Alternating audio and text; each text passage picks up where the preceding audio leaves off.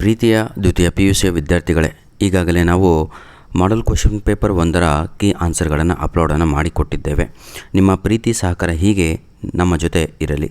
ದಯವಿಟ್ಟು ವಿಡಿಯೋ ನೋಡುತ್ತಿರುವವರು ಅಥವಾ ಹೊಸದಾಗಿ ನಮ್ಮ ಒಂದು ಯೂಟ್ಯೂಬ್ ಚಾನಲ್ ಪ್ಲಾಟ್ಫಾರ್ಮಿಗೆ ಬಂದಿರುವವರು ಸಬ್ಸ್ಕ್ರೈಬ್ ಮಾಡ್ಕೊಂಡ್ರೆ ಹಾಗೂ ಬೆಲ್ ನೋಟಿಫಿಕೇಷನನ್ನು ಕ್ಲಿಕ್ ಮಾಡ್ಕೊಂಡ್ರೆ ನಿಮಗೆ ಬೇಕಾಗಿರುವಂತಹ ನಿಮ್ಮ ಆ್ಯನ್ಯುವಲ್ ಎಕ್ಸಾಮಿಗೂ, mid term exam, preparatory exam ಈ ಎಲ್ಲ ಪರೀಕ್ಷೆಗಳಿಗೂ ನಿಮಗೆ ನಾವು ಹೆಲ್ಪನ್ನು ಮಾಡುತ್ತೇವೆ ಸರ್. ತಾವುಗಳು ನಮ್ಮ ವೀಡಿಯೋಸ್ಗಳನ್ನು ನೋಡಿ ಚೆಕ್ಔಟ್ ಮಾಡಿ ನಂತರದಲ್ಲಿಯೇ ನಮ್ಮ ಒಂದು ಯೂಟ್ಯೂಬ್ ಚಾನಲನ್ನು ತಾವುಗಳು ಪ್ರವೇಶವನ್ನು ಮಾಡಬಹುದಾಗಿದೆ. There is no force for any one in this YouTube channel to watch our videos.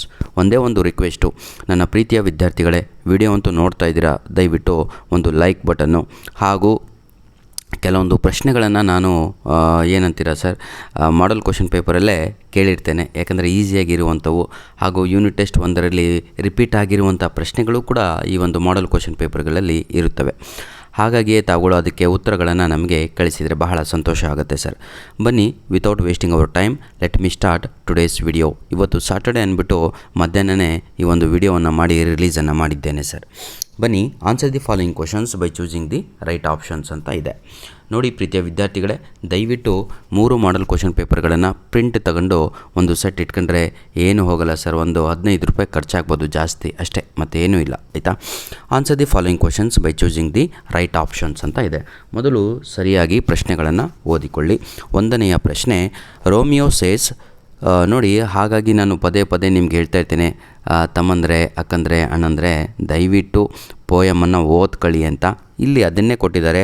So shows a snowy dove trooping with crows ಅಂತ ಇದೆ. ಇಲ್ಲಿ in the poem Romeo and Juliet, to whom does the word snowy dove refer to ಅಂತಲೂ ಕೇಳಿದ್ದಾರೆ. ಸ್ನೋವಿ ಡವ್ ನಿಮಗೆ ನಾನು ಅವತ್ತಿನಿಂದನೂ ಹೇಳ್ತಾ ಇದ್ದೀನಿ, unit test 1ನಿಂದ. ಡವ್ ಅಂದರೆ ಪಾರಿವಾಳ ಅಂತ ಅರ್ಥ. ಹುಡುಗಿಯ ಹೆಸರನ್ನು ಇಲ್ಲಿ ಬರಬೇಕು. ರೋಸ್ಲಿನ್ ಅಂತ ಇದೆ, ಜೂಲಿಯಟ್ ಅಂತ ಇದೆ, ರೋಮಿಯೋ ಹಾಗೂ ಕ್ಯಾಪ್ಯುಲೆಟ್ ಅಂತ ಇದೆ. ರೋಮಿಯೋ ಹುಡುಗನ ಹೆಸರು ಡಿಲೀಟ್ ಮಾಡಿ, ಕ್ಯಾಪ್ಯುಲೆಟ್ ಅದು ಕೂಡ ಹೌದಲ್ವಾ, ಅಪ್ಪನ ಹೆಸರು ಅದು ಕೂಡ ಡಿಲೀಟ್ ಮಾಡಿ. ಉಳಿದಿದ್ದಿಲ್ಲಿ ಇಬ್ಬರು, ಈಗ ರೋಸ್ಲಿನ್ ಹಾಗೂ ಜೂಲಿಯಟ್. ರೋಸ್ಲಿನ್ನ ಬಗ್ಗೆ ನಮಗೆ ಸಂಪೂರ್ಣವಾಗಿ ಏನು ಮಾಹಿತಿ ಇಲ್ಲ ನಮ್ಮ ಒಂದು ಪಾಠದಲ್ಲಿ, ಹಾಗಾಗಿ ರೋಸ್ಲಿನ್ ಡಿಲೀಟ್ ಮಾಡಿದರೆ ಇಲ್ಲಿ ಸರಿಯಾದ ಉತ್ತರ ಬಂದು ಜೂಲಿಯಟ್ ಆಗತ್ತೆ. ಹಾಗಾಗಿ ಇದೇ ಪ್ರಶ್ನೆ ನಿಮಗೆ ನಾಳೆ ಕೇಳಿಬಿಟ್ಟು ಎಕ್ಸಾಮಲ್ಲಿ ಇಲ್ಲಿ ಕ್ರೋಸ್, ಕಾಗೆಗಳು, CROWS ಕ್ರೋಸ್ ಅಂತ ಕೊಟ್ಟಿದ್ದಾರಲ್ವ, ಕಾಗೆಗಳು ರೆಫರ್ಸ್ ಟು ಡ್ಯಾಶ್ ಅಂತ ಕೇಳಿದರೆ ಅದಕ್ಕೆ ಸರಿಯಾದ ಉತ್ತರ ಅದರ್ ಲೇಡೀಸ್ ಅಂತ ಬರೀಬೇಕಾಗತ್ತೆ. ಇಲ್ಲಿ ನಮ್ಮ ಉದ್ದೇಶ ಏನು ಅಂದರೆ, ಕೀ ಆನ್ಸರು ಬರೀ ಹೇಳ್ಕೊತ ಹೋದರೆ ಅದರಿಂದ ನಿಮಗೂ ನನಗೂ ಏನೂ ಉಪಯೋಗವಿಲ್ಲ. ಯಾಕಂದರೆ I have seen so many videos in the YouTube channel. ಯಾವ ರೀತಿಯಾಗಿ ಬರುತ್ತೆ ಅಂದರೆ, in the poem on children the word arrows refers to dash. Answer D, children. Third question, whom does Don Lara call an ill-natured man? Answer Don Gonzalo. ಈ ರೀತಿಯಾಗಿ ಹೇಳ್ತಾ ಹೋದರೆ ನಿಮಗೆ ನಿಮ್ಮ ಫ್ರೆಂಡು ಕೂಡ ಆನ್ಸರು ತೆಗೆದುಕೊಡ್ತಾನೆ ಸರ್. ಉದ್ದೇಶ ಇಲ್ಲಿ ಏನು ಅಂದರೆ, ಪ್ರತಿಯೊಂದು ಕ್ವಶನು ಅರ್ಥ ಆಗಬೇಕು, ಆನ್ಸರ್ ಯಾಕೆ ಬೇರೆ ಆನ್ಸರ್ಗಳು ತಪ್ಪು ಅನ್ನೋದು ಗೊತ್ತಾದರೆ ನೀವು ಪರ್ಫೆಕ್ಷನನ್ನು ಹೊಂದುತ್ತೀರಾ.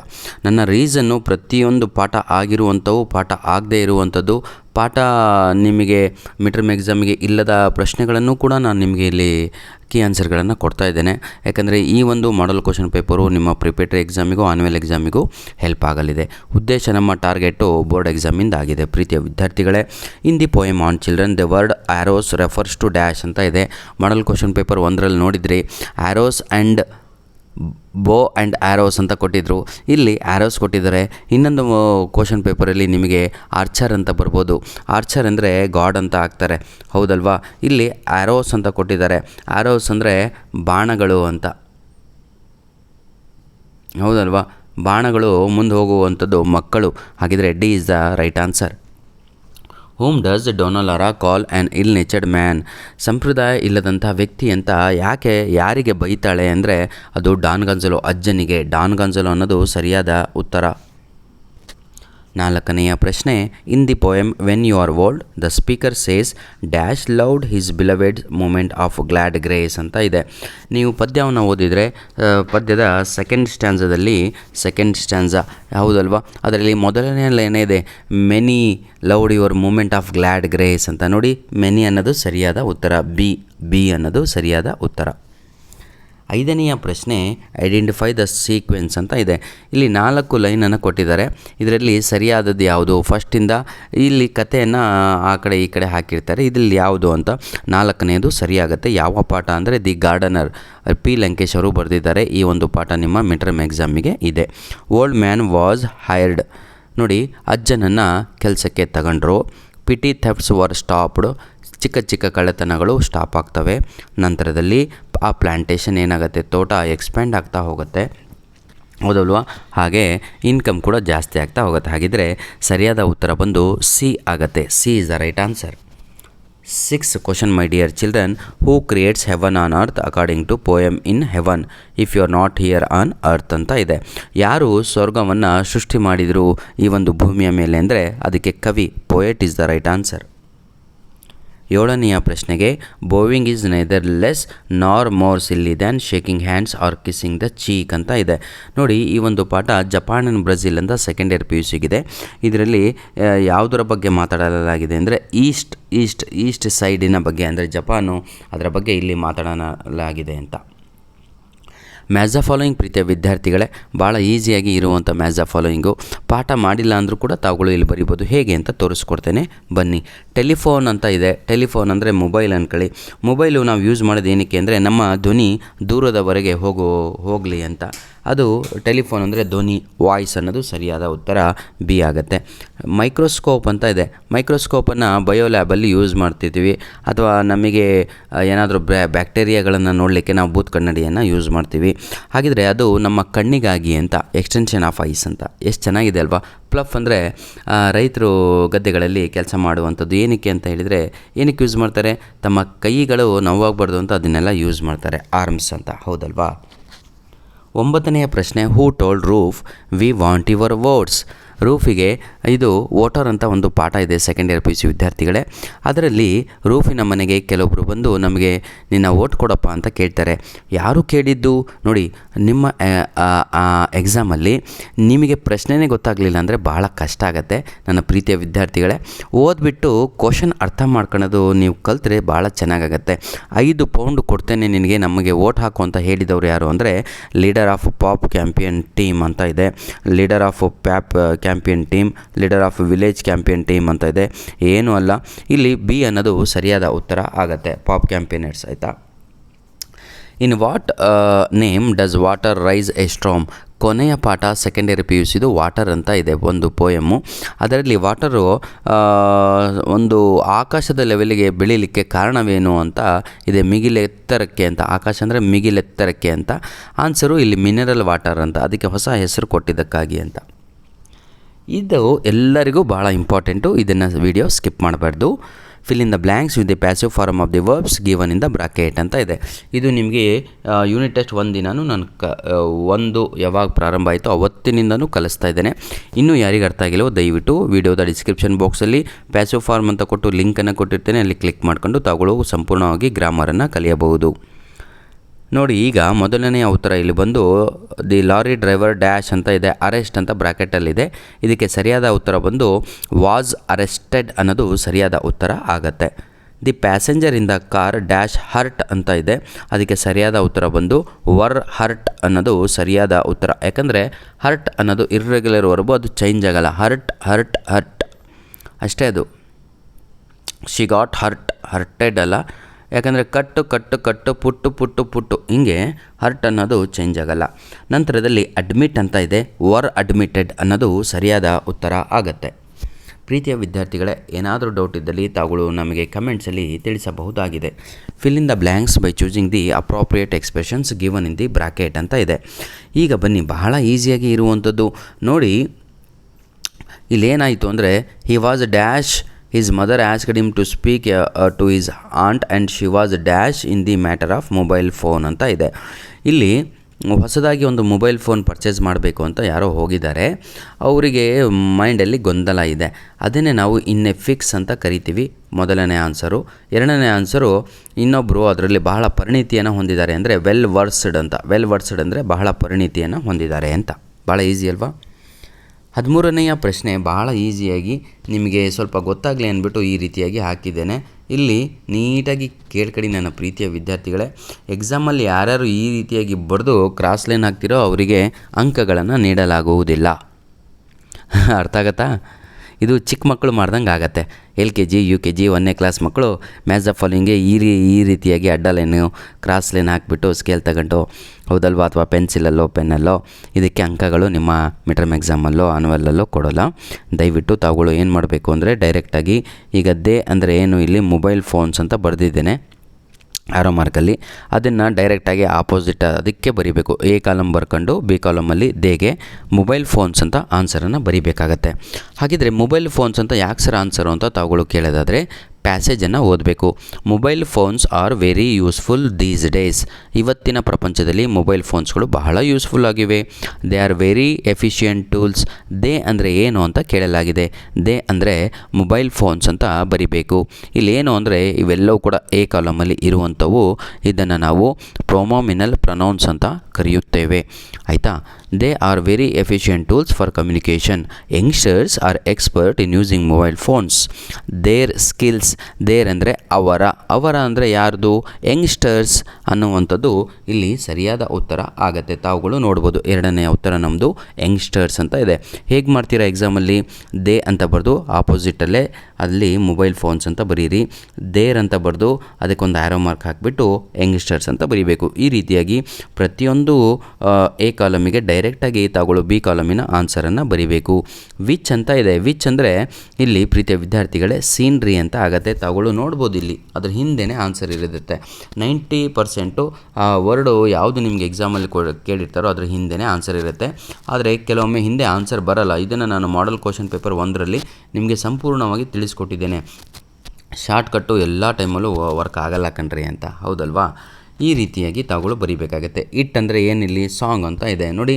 If they like A song they can record it. They can record it. ಏನನ್ನು ರೆಕಾರ್ಡ್ ಮಾಡ್ಬೋದು? ಹಾಡನ್ನು. ಹಾಡು ಅಂದರೆ ಸಾಂಗ್ ಅಂತ ಈ ರೀತಿಯಾಗಿ ಬರೀಬೇಕಾಗತ್ತೆ. ನಂತರದಲ್ಲಿ ಲಾಸ್ಟ್ ಮತ್ತು ಹೂ ಅಂದರೆ ಪೀಪಲ್ ಅಂತ ಒಂದು ಆನ್ಸರು. ಧನ್ಯವಾದಗಳು ಪ್ರೀತಿಯ ವಿದ್ಯಾರ್ಥಿಗಳೇ. ಇದು ನಮ್ಮ ಮೇಲ್ ID ಆಗಿರುತ್ತೆ all-in-one PDF 99@gmail.com. ದಯವಿಟ್ಟು ತಮ್ಮ ಬಳಿ ಏನಾದರೂ ಇಂಪಾರ್ಟೆಂಟ್ ನೋಟ್ಸ್ ಇದ್ದರೆ ನಮಗೆ ನಮ್ಮ ಮೇಲ್ ಐಡಿಗೆ ನಿಮ್ಮ ಹೆಸರು ಹಾಗೂ ಜಿಲ್ಲೆ ಹೆಸರನ್ನು ಬರೆದು ಕಳುಹಿಸಿಕೊಡಿ. ಅದೇ ರೀತಿಯಾಗಿ ಇದೇ ಒಂದು ಮೇಲ್ ಐಡಿಯಲ್ಲಿ ನಿಮಗೆ ಎಲ್ಲ ಸಮಸ್ಯೆಗಳನ್ನು ನಾವು ಬಗೆಹರಿಸಿ ಕೊಡುತ್ತೇವೆ. ಧನ್ಯವಾದಗಳು. ಮುಂದಿನ ಭಾಗವನ್ನು ನೋಡೋದಾದರೆ ಪಾರ್ಟ್ A 20 ಅಂಕದ್ದು ಈಗ ಸಂಪೂರ್ಣವಾಗಿ ನಿಮಗೆ ಉತ್ತರಗಳನ್ನು ಕೊಟ್ಟಿದ್ದೇನೆ. ಪಾರ್ಟ್ B ವಾಯ್ಸು ಆ ರೀತಿ ನಿಮಗೆ ಬೇಜಾರಾಗ್ಬೋದು, ಕೆಲವೊಮ್ಮೆ ಕುಂತು ಹೋಗಿರುತ್ತಪ್ಪ, ಏನು ಮಾಡಲಿಕ್ಕಾಗಲ್ಲ, ಎಂಟರ್ಟೈನ್ಮೆಂಟ್ ಕೊಡಲಿಕ್ಕಾಗಲ್ಲ ಎಲ್ಲ ಟೈಮಲ್ಲೂ, ಹೌದಲ್ವಾ? Part B my dear children, answer any 3 of the following questions in 1 or 2 sentences each ಅಂತ ಇದೆ. ಮತ್ತೆ ಅದೇ ಇದೆ, answer any 4 of the following questions in about the 6 words each ಅಂತ ಇದೆ. ನೋಡಿ ಪ್ರೀತಿಯ ವಿದ್ಯಾರ್ಥಿಗಳೇ, ಕ್ವಶನ್ ನಂಬರ್ 14, 15, 16, 17 ಯಾವುದಾದ್ರೂ 3 ಬರೀಬೇಕು. ಈ 3ರಲ್ಲಿ ತಾವುಗಳು ಯಾವ ರೀತಿಯಾಗಿ ಎಷ್ಟು ಪೇಜು ಎಷ್ಟು ಲೈನ್ಸ್ಗಳು ಆನ್ಸರನ್ನು ಬರೀಬೇಕು ಅನ್ನುವಂಥದ್ದು ಬಹಳ ಇಂಪಾರ್ಟೆಂಟ್ ಆಗಿರುತ್ತೆ. ನೇಮ್ ಎನಿ 2 countries ಅಂತ ಇದೆ that recognised and declare the rights of nature according to Vandana Shiva ಅಂತ ಇದೆ. ಬರೇ 2 ಕಂಟ್ರಿ ಹೆಸರು ಬರೆದ್ರೆ ಸಾಕು ಸರ್ ನಿಮಗೆ ಸಿಗುತ್ತೆ. ಇಲ್ಲಿ ಸರಿಯಾದ ಉತ್ತರ ಬಂದು ಬೋಲ್ವಿಯಾ ಹಾಗೂ ಯುಕೆಡಾರ್ ಅನ್ನುವಂಥದ್ದು ಸರಿಯಾದ ಉತ್ತರ ಆಗುತ್ತೆ. ಇಷ್ಟು ಬರೆದ್ರೆ ಸಾಕು, ಬೋಲ್ವಿಯಾ ಆ್ಯಂಡ್ ಯುಕೆಡಾರ್ ಅಂತ 2 ಅಂಕಗಳು ಸಿಗುತ್ತೆ. ಮತ್ತೇನು ಸೆಂಟೆನ್ಸ್ ಫಾರ್ಮೇಷನ್ನೇ ಇಲ್ಲ ಸರ್. ಇಲ್ಲಿ ಯಾವುದಾದ್ರೂ 2 ದೇಶಗಳ ಹೆಸರನ್ನು ಬರೀರಿ ಅಂತ ಇರುವಂಥದ್ದು ಅಷ್ಟೇ. 2 ದೇಶಗಳ ಹೆಸರು ಬರೀರಿ, 2 ಅಂಕಗಳನ್ನು ಪಡೆಯಿರಿ, ಮುಗೀತು.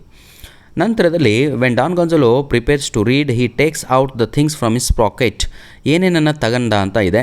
ಭಾಳ ಈಸಿ. 15ನೆಯ ಪ್ರಶ್ನೆಗೆ ಉತ್ತರಗಳು. ಅವನೇನು ತಗೊಂತಾನೆ ಅಂದರೆ ಚಶ್ಮಾ ತಕ್ಕಂತಾನೆ ಹಾಗೂ ಒಂದು ಮ್ಯಾಗ್ನಿಫೈರ್ ತಕ್ಕಂತಾನೆ. ಏನಂತ ಬರೀತೀರಾ? A pair of glasses and ನೋಡಿ ಸ್ಪೆಕ್ಟ್ಯಾಕಲ್ಸ್ ಅಂತ ಬರೀಬೇಕು. ಎ ರಿಮ್ಡ್ ಸ್ಪೆಕ್ಟ್ಯಾಕಲ್ಸ್ ನೋಡಿ, a pair of rimmed spectacles and magnifier ಇದೇ ಉತ್ತರ ಇದಕ್ಕೆ, ಆಯಿತಾ? What did the narrator love in his beloved in the poem when you are old ಅಂತ ಇದೆ. Her sorrows and changing of face ಅಂತ. ಬಹಳ ಈಸಿಯಾದಂಥ ಉತ್ತರ. ವೆನ್ ಯುವರ್ ವರ್ಲ್ಡಲ್ಲಿ ಅವಳ ದುಃಖಗಳನ್ನು ಪ್ರೀತಿ ಮಾಡ್ತಾನೆ, ಅವಳ ಮುಖ ಏನಂತೀರ ಅದು ಸ್ಪ್ರಿಂಕಲ್ ಫೇಸನ್ನು ಪ್ರೀತಿ ಮಾಡ್ತಾನೆ. ಆಯಿತಾ, ಬಹಳ ಚೆನ್ನಾಗಿದೆ ರೀ.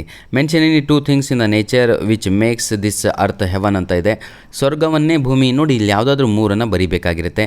ಇದಕ್ಕೆ ಸಂಪೂರ್ಣವಾಗಿ ನಾನು ಕ್ವಶನ್ ವಿತ್ ಆನ್ಸರ್ ನಿಮ್ಗೆ ಅಪ್ಲೋಡ್ ಮಾಡಿ ಕೊಡ್ತೀನಿ. ಭಾಳ ಚಿಕ್ಕ ಮಕ್ಕಳು ನೀವು, ಭಾಳ ತೊಂದರೆ ಆಗುತ್ತೆ ನಿಮಗೆ.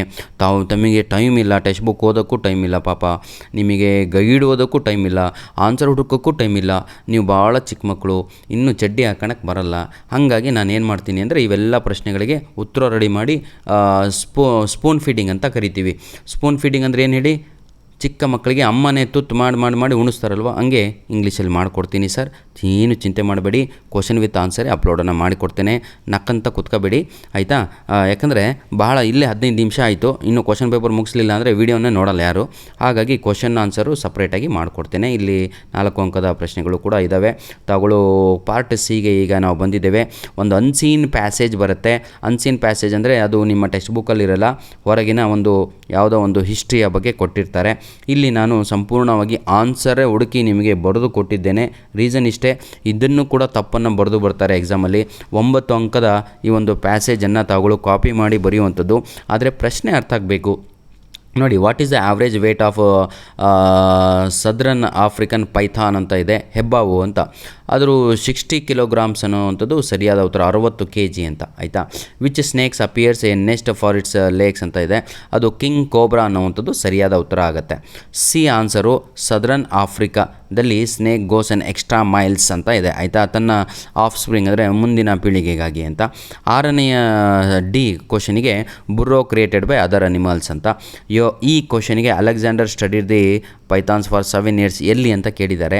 ಅಲೆಕ್ಸಾಂಡರ್ ಎಲ್ಲಿ ಅದನ್ನು ಓದಿದ ಅದ್ರ ಬಗ್ಗೆ, ಪೈಥಾನ್ ಬಗ್ಗೆ ಅಂದರೆ ಯೂನಿವರ್ಸಿಟಿ ಇನ್ ಸೌತ್ ಆಫ್ರಿಕಾ ಅನ್ನೋವಂಥದ್ದು ಸರಿಯಾದ ಉತ್ತರ ಆಗುತ್ತೆ.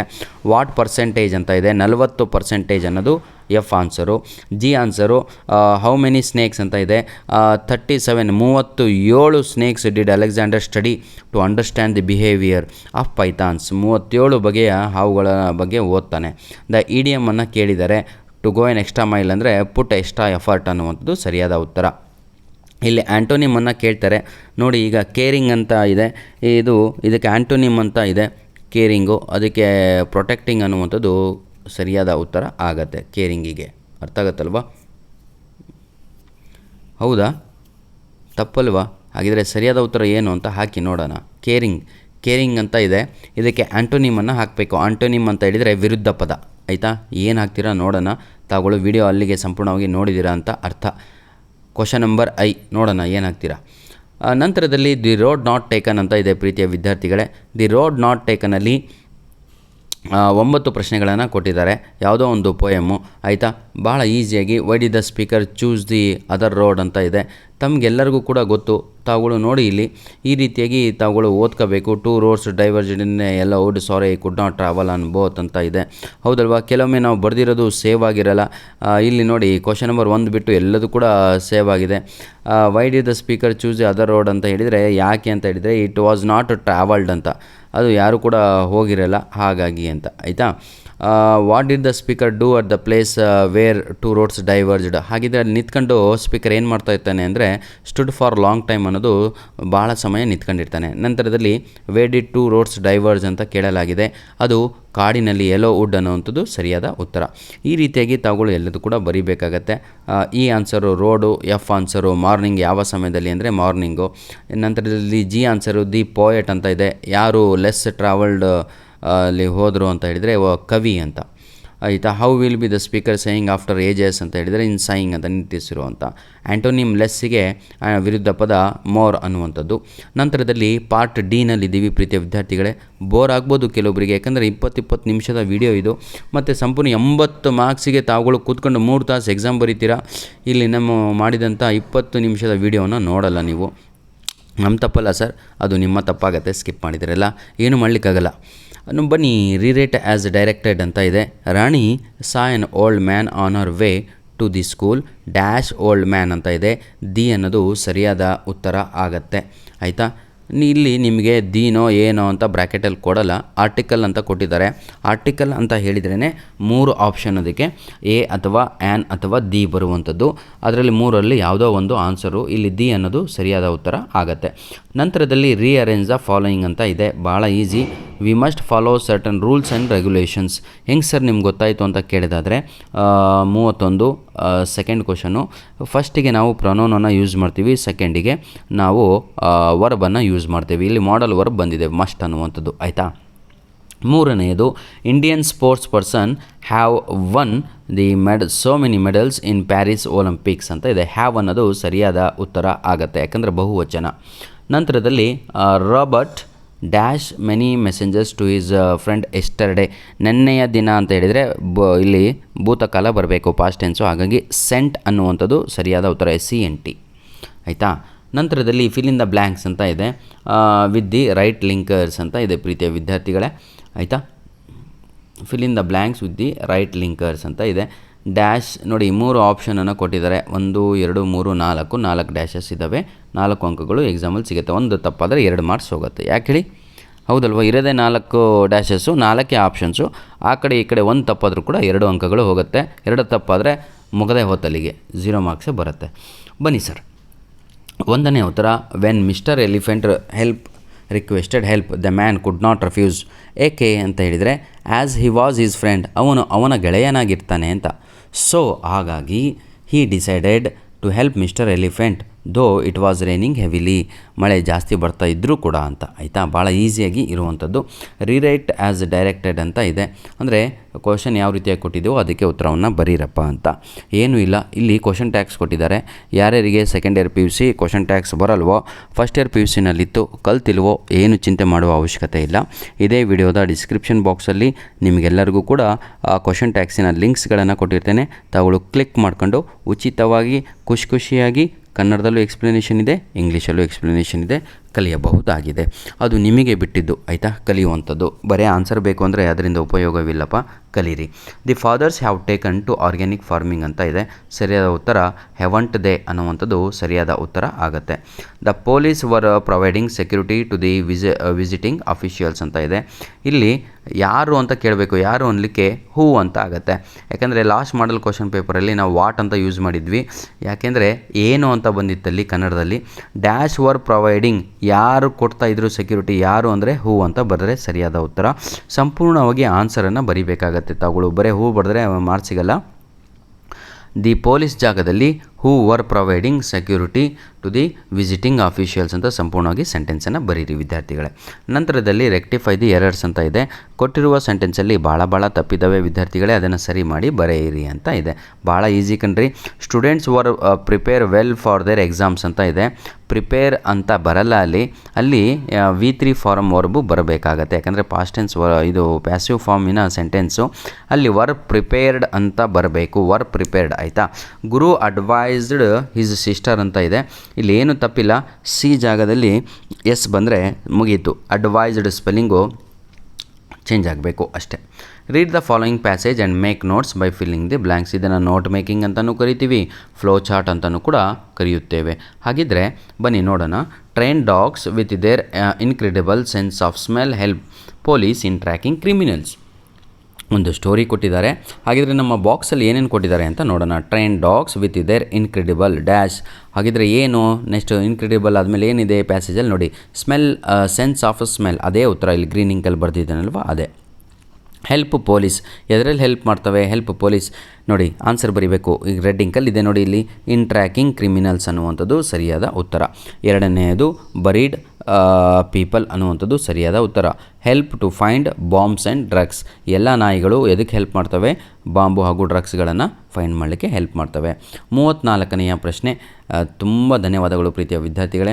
ನಿಮ್ಮ ಇಷ್ಟು ತನಕ ನೀವು ಪೇಷನ್ಸ್ ಇಟ್ಕೊಂಡು ಅರ್ಧ ಗಂಟೆ ನೋಡ್ತಾ ಇದ್ದೀರಾ ಅಂದರೆ ಜೀವನದಲ್ಲಿ ಯಶಸ್ಸನ್ನು ಕಾಣ್ತೀರಾ. ಇವತ್ತು ಅರ್ಧ ಗಂಟೆ ಕೊಟ್ಟರೆ ನಾಳೆ ಎಕ್ಸಾಮಲ್ಲಿ ಖುಷಿಯಾಗಿ ಬರೆದು ಬರ್ತೀರಾ. ಇದನ್ನು ನಿಮಗೆ ನಾನು ಸಪ್ರೇಟಾಗಿ ರಿಪೋರ್ಟ್ ರೈಟಿಂಗ್ ಕಲಿಸ್ತೇನೆ. ರಿಪೋರ್ಟ್ ರೈಟಿಂಗ್ ಬಂದವರು ತಾವುಗಳು ಏನು ಮಾಡಬೇಕು, ಬರದೇ ಇರೋರು ಇದೇ ವಿಡಿಯೋದ ಡಿಸ್ಕ್ರಿಪ್ಷನ್ ಬಾಕ್ಸಲ್ಲಿ ನಾವು ಡೈರೆಕ್ಟ್ ಆ್ಯಂಡ್ ಇಂಡೈರೆಕ್ಟ್ ಸ್ಪೀಚ್ ಅಂತಲೇ ಹೆಡ್ಡಿಂಗ್ ಹಾಕಿಬಿಟ್ಟು ಕೊಟ್ಟಿದ್ದೇನೆ, ಅದರಲ್ಲಿ ನೋಡ್ಕೊಳ್ಳಿ, ಆಯಿತಾ. ಕಲೀರಿ. ಕಂಪ್ಲೀಟ್ ದ ಫಾಲೋಯಿಂಗ್ ಡೈಲಾಗ್ ಅಂತ ಇದೆ. ಇಲ್ಲಿ 3 ಅಂಕಕ್ಕೆ ಇರುವಂಥದ್ದು ಭಾಳ ಈಸಿ. ಇಬ್ಬರು ಫ್ರೆಂಡ್ಸು ಒಂದು ಬುಕ್ ಶಾಪಲ್ಲಿ ಮೀಟ್ ಮಾಡಿದ್ದಾರೆ. ತಾವುಗಳು ನೋಡ್ಬೋದು, 2 friends meet at A book shop. Vinay ಅವ್ನು ನೋಡ್ತಾ ಇದ್ದಂಗೆ ಗ್ರೀಟಿಂಗ್ಸನ್ನು ಕೊಡ್ತಾನೆ. ಹಲೋ, ಗುಡ್ ಮಾರ್ನಿಂಗ್ ಅಂತ ಹೇಳಿ, how are you? Fine. Are you buying ಬುಕ್ಸನ್ನು ಪರ್ಚೇಸ್ ಮಾಡ್ತಾ ಇದೆಯಾ? ಅಲ್ಲಿ ರೆಸ್ಪಾಂಡಿಂಗ್ ಅಂತ ಇದೆ. ತಾವುಗಳು ಏನು ಬರೀಬೇಕು? Yes I am buying books ಅಂತ ಬರೀಬೇಕು. Did you find them? ಸಿಕ್ತೇನೋ? No I did not find it. ಏನಾದರೂ ಎಸ್ ಅಂತಲೂ ಬರೀಬೋದು. ನೋಡಿ, ಇದನ್ನೇ ಬರೀಬೇಕು ಅಂತಲ್ಲ, ಇದು ಡೈಲಾಗ್ ರೈಟಿಂಗಲ್ಲಿ ಏನೇ ಉತ್ತರಗಳು ಬರೆದ್ರೂ ಎಲ್ಲದೂ ಕೂಡ ಸರಿಯಾಗಿರ್ತವೆ. ಗ್ರೀಟಿಂಗ್ಸಲ್ಲಿ ನಾನು ಗುಡ್ ಮಾರ್ನಿಂಗ್ ಬರ್ತೀನಿ, ತಾವುಗಳು ಗುಡ್ ಆಫ್ಟರ್ನೂನ್ ಕೂಡ ಬರಿಬೋದು, ಚಿಂತೆ ಇಲ್ಲ. ಆದರೆ ಅವ್ರು ಏನಾದರೂ ಕೆಳಗಡೆನೂ ಗುಡ್ ಮಾರ್ನಿಂಗ್ ಕೊಟ್ಟಿದ್ದರೆ ಆ ಸಮಯದಲ್ಲಿ ಗುಡ್ ಮಾರ್ನಿಂಗ್ ಅಂತಲೇ ಬರಿಬೇಕಾಗಿರುತ್ತೆ. ಬನ್ನಿ ಸರ್, ಪಾರ್ಟ್ ಇ ನೋಡಿ, ಒಂದು ಲೆಟರ್ ರೈಟಿಂಗನ್ನು ಕೊಟ್ಟಿದ್ದಾರೆ. ಇದಕ್ಕೆ ಉತ್ತರ ಈಗಾಗಲೇ ನಾನು ರೆಡಿ ಮಾಡಿದ್ದೇನೆ. ನಮ್ಮ ಡಿಸ್ಕ್ರಿಪ್ಷನ್ ಬಾಕ್ಸಲ್ಲಿ ಲೆಟರ್ ರೈಟಿಂಗ್ ಅಂತ ಇದೆ. ಹಾಗೂ ಮಕ್ಕಳು ಯಾವ ಭಾಗದಲ್ಲಿ ಲೆಟರ್ ರೈಟಿಂಗಲ್ಲಿ ತಪ್ಪು ಮಾಡಿಬಿಟ್ಟು 0 ಮಾರ್ಕ್ಸ್ ತೆಗಿತಾರೆ ಅಥವಾ ಕಡಿಮೆ ಅಂಕಗಳು ತೆಗಿತಾರೆ, ಯಾಕೆ ಲೆಟರ್ ರೈಟಿಂಗಲ್ಲಿ 5ಕ್ಕೆ 5 ಬರಲ್ಲ ಅನ್ನೋದ್ರ ಬಗ್ಗೆಯೂ ವಿಡಿಯೋವನ್ನು ಮಾಡಿದ್ದೇನೆ. ಅದರ ಲಿಂಕನ್ನು ಇದೇ ವಿಡಿಯೋದ ಡಿಸ್ಕ್ರಿಪ್ಷನ್ ಬಾಕ್ಸಲ್ಲಿ ಕೊಟ್ಟಿರ್ತೇನೆ, ತಾವುಗಳು ಯೂಸ್ ಮಾಡ್ಕೊಳ್ಳಿ. ಇಂಗ್ಲೀಷ್ ಟು ಇಂಗ್ಲೀಷ್ ಎಕ್ಸ್ಪ್ಲನೇಷನ್ ಬೇಕು ಲೆಟರ್ ರೈಟಿಂಗ್? ಎಸ್, ಅದು ಕೂಡ ಇದೆ. ಕನ್ನಡದಲ್ಲಿ ಎಕ್ಸ್ಪ್ಲನೇಷನ್ ಬೇಕು, ಅದು ಕೂಡ ಇದೆ. ಹ್ಯಾಂಡ್ ರಿಟನ್ನಲ್ಲಿ ನಾನು ಬರೆದು ನಿಮ್ಗೆ ಕಲಿಸಿರೋದು ಅದು ಕೂಡ ಇದೆ. ದಯವಿಟ್ಟು ವೀಡಿಯೋಸ್ಗಳನ್ನು ಚೆಕ್ಔಟ್ ಮಾಡ್ಕೊಳ್ಳಿ ಅಂತ ಹೇಳ್ತಾ ವಿಡಿಯೋವನ್ನು ಇಲ್ಲಿಗೆ ಮುಗಿಸ್ತಾ ಇದ್ದೇವೆ. ಧನ್ಯವಾದಗಳು. ನಿಮ್ಮ ಪ್ರೀತಿ ಸಹಕಾರ ಹೀಗೆ ನಮ್ಮ ಜೊತೆ ಮುಂದೆವರೆಯಲಿ. God bless you all the best for your annual exam, preparatory exam, mid term exam. ಧನ್ಯವಾದಗಳು.